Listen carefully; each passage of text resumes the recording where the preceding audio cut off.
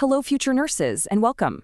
If you're prepping for your boards, you know modern psych treatments are a super hot topic. So today, we're going to do a high-yield review of 4 key areas you absolutely have to know to crush your exam. All right, let's get right into it. You found Rapid Review RN, and I'm so glad you're here. This is your spot for clear, simple nursing content that's going to help you pass. But before we dive in, do me 2 super quick favors that'll really help you out. Go ahead and hit that like button, and more importantly, subscribe to the channel right now. That way you won't miss a single one of our NCLEX reviews. You got it? Awesome. Let's do this. So here's our game plan for today.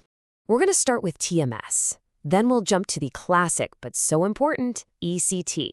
After that, we'll peek into the future with prescription digital therapeutics, and we'll wrap up with pharmacogenetics. And don't worry, we'll have practice questions all along the way to make sure you're ready. First up, Transcranial Magnetic Stimulation, or TMS. Just think of it as using magnets to help with mood. This is a sophisticated, non-invasive approach that you will definitely see pop up on your exam. So what is it exactly? Well, TMS uses these really powerful magnetic fields, we're talking MRI strength, to gently wake up the nerve cells in the part of your brain that handles mood, the prefrontal cortex. Now, here's the key thing to remember. The biggest difference from other treatments, the patient is wide awake the whole time. No anesthesia, no sedation, nothing. Okay, for your exam, you need to lock in these 4 points. First, we use it for treatment-resistant depression. Second, the biggest red flag and an absolute contraindication is any kind of metal in the head. Think cochlear implants or aneurysm clips. Side effects? Usually pretty minor, like a headache. And finally, the procedure itself is just daily sessions for a few weeks, and the patient can literally drive themselves home right after. All right, time for our first practice question. Picture this. A client has a cochlear implant, and they're asking you about TMS.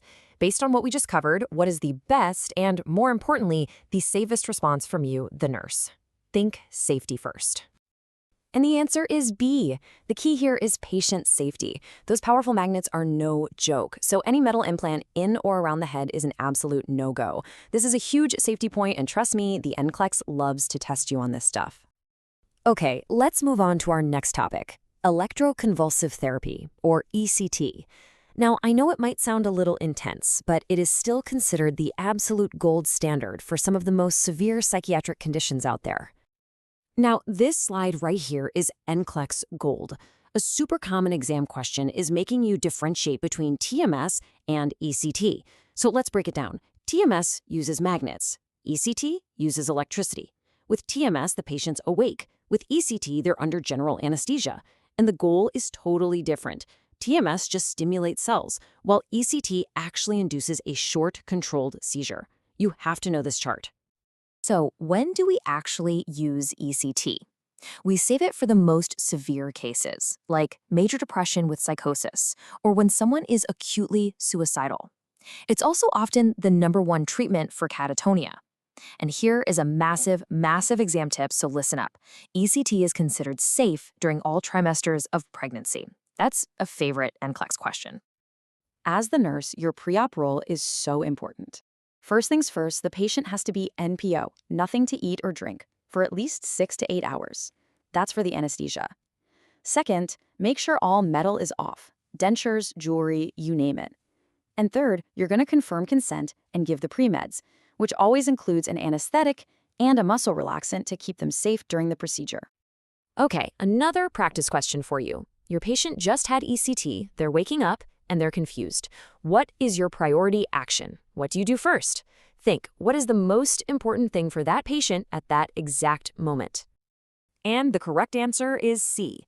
That temporary confusion, it's completely expected after ECT. So your immediate priority as the nurse is always patient safety.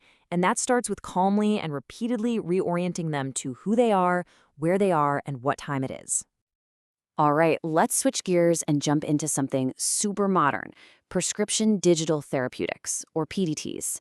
Seriously, we are talking about apps on your phone that are prescribed like medicine. This is the absolute cutting edge. Now, here's the thing you have to understand. PDTs are not your everyday wellness app. These are different. They've gone through serious clinical trials, they are authorized by the FDA, and a doctor or a nurse practitioner actually has to write a prescription for them to treat a specific condition. So how do they even work?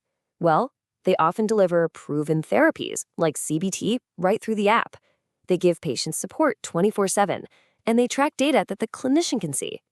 You might see examples like Reset for substance use or Somrist for insomnia. It's a really cool way technology is becoming part of the treatment plan.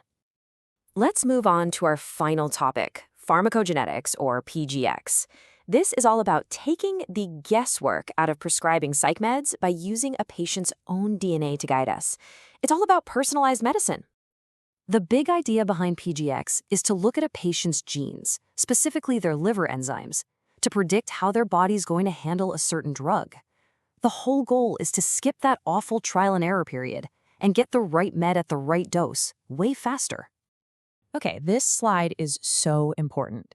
It all comes down to how fast your body processes a medication. If you're a poor metabolizer, the drug hangs around in your system for way too long, which means a high risk for side effects and toxicity. On the flip side, if you're an ultra-rapid metabolizer, your body gets rid of the drug so fast it might not even have a chance to work. This is totally critical for medication safety. So where do you, the nurse, fit in? Your role is actually huge. You might be the one collecting the sample, which is usually just a simple cheek swab. You will definitely be doing patient education, making it crystal clear that this test is about how their body handles a drug, not what their diagnosis is. And you'll use it for safety screening, too. All right, last question. Let's bring it all home. You're teaching your patient about their PGX test. Which one of these statements tells you that they really, truly understand what it's for? Read them carefully. What's the main point of this test? If your patient says, "See, this test will show how my body might process certain medications," they've got it. It's not a cure, it's not a diagnosis, it's just a tool to help guide prescribing. Excellent job. Okay, let's wrap this up with the key things you need to remember. We've covered magnets, electricity, apps, and DNA. All of these amazing tools are making psychiatric care more precise, more personalized. So I'll leave you with this final thought for your own career. As all this technology keeps advancing, what do you think is the single most important skill for a psychiatric nurse to have? Something to think about. Thanks for watching, and good luck on your exams.